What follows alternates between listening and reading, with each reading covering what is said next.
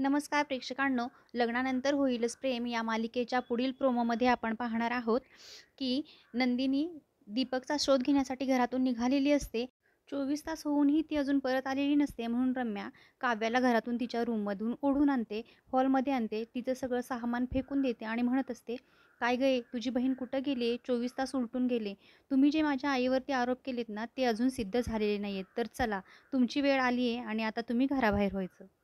असं म्हणूनच रम्या काव्याचं सगळं साहित्य हॉलमध्ये फेकून देत असते. घरचे सगळे जमा झालेले असतात आणि घरचे हा सगळा प्रकार बघत असतात.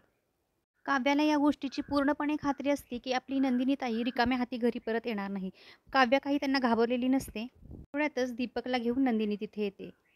दीपक आता सर्वांना सर्व काही सांगून टाकणार आणि वसवत त्याचं सत्य सगळ्यांसमोर येणार. हे पाहणं पुढील भागात इंटरेस्टिंग ठरणार आहे. तर अशाच मालिकेच्या नवीन एपिसोडसाठी चॅनेलला नक्की सबस्क्राईब करा आणि व्हिडिओलाही लाईक करायला अजिबात विसरू नका. धन्यवाद.